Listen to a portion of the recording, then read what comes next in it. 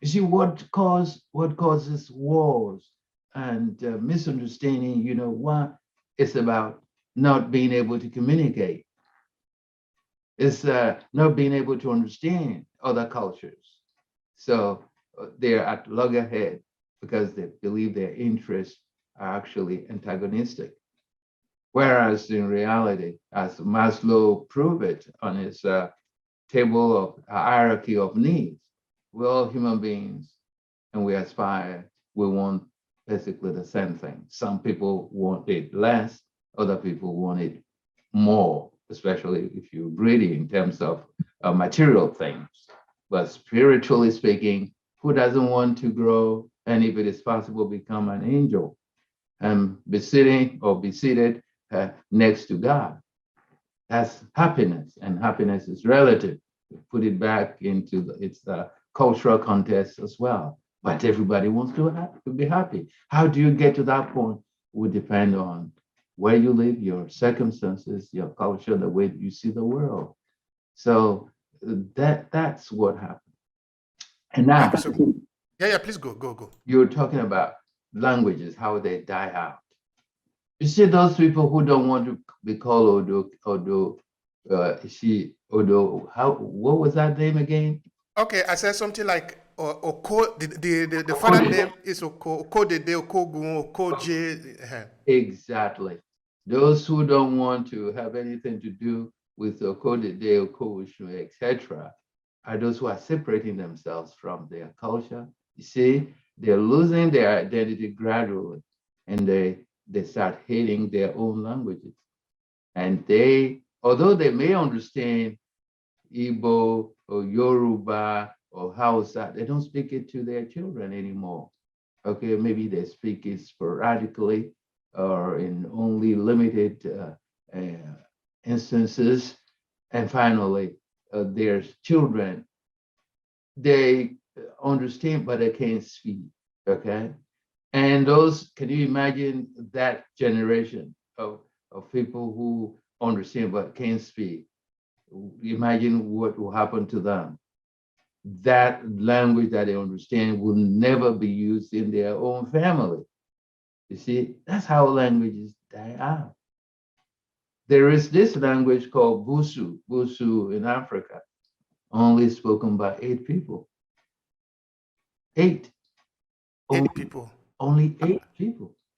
Because those people die. And that language has never been given the opportunity of being taught, of being passed on from generation to generation. They say, no, that's primitive. No, don't speak that language here. No, speak English. We don't understand that.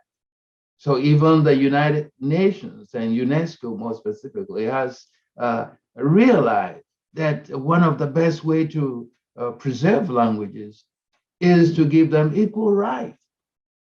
Give them equal right, no matter how many people speak the language. Give them equal right to speak those languages to people, to your nearest environment, and introduce languages into the education system side by side with foreign languages.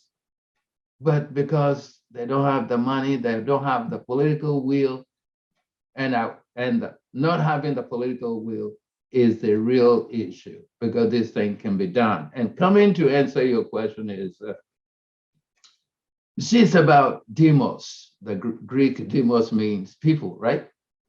It's about demography. When you go to an area that is, let's say 90% Yoruba and maybe 5% something, another language and culture, and then another 5% other language, which language will you choose as the official or the lingua franca of that area or that state? It will be the Yoruba. Predominant language, Predominant language.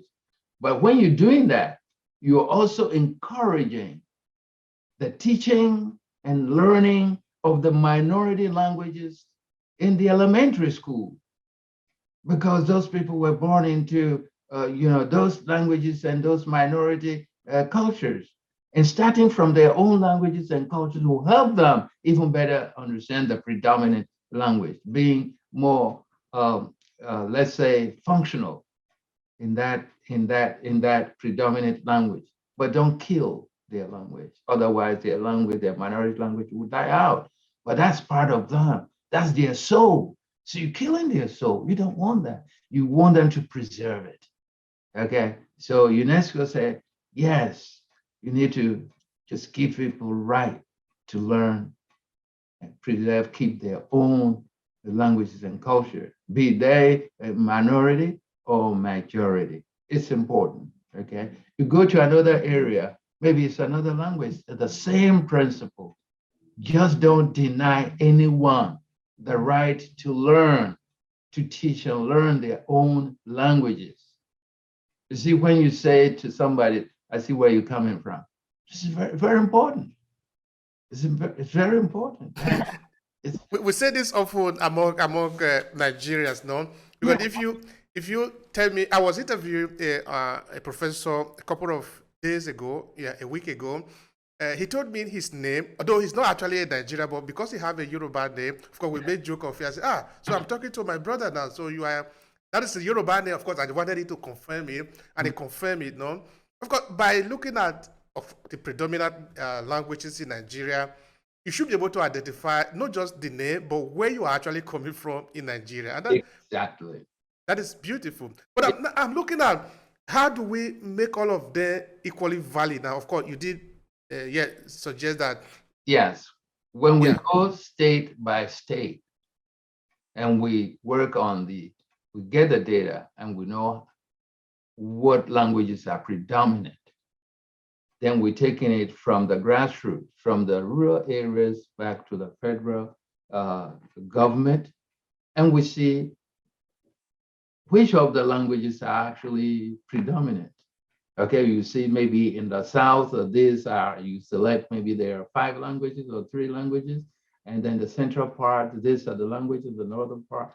You make those languages official. Those are the languages you introduce into the education system, but without actually forbidding the introduction of the minority languages at the base level, at the local level, because it's critical that it be so.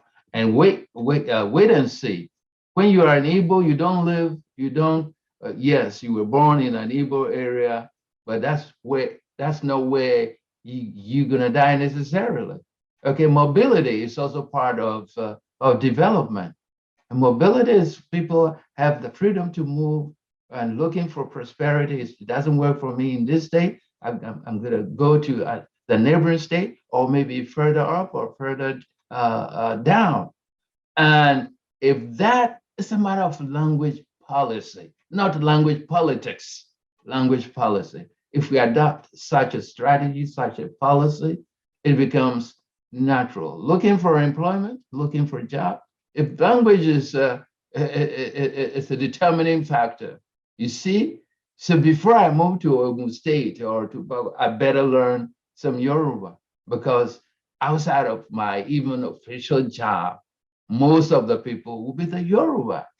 And I don't want to keep calling myself Igbo and resisting, speaking Yoruba. It's just so beautiful when you can speak your Igbo and you also can speak Yoruba, and you're moving across. And if you have skills in Hausa, those are the people we're looking for in the 21st century, people who can speak more than one language. So we should encourage bilingual, if not multilingual education, not just monolingual.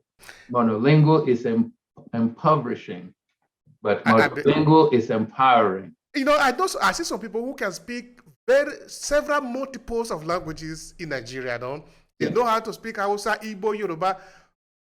I think we really can comprehend a lot of languages. Our brain can do it. Yes, if we want to, yes. And we start from a young age. That's why children learn faster, but they forget quicker. Adults learn slower, but they keep it almost forever.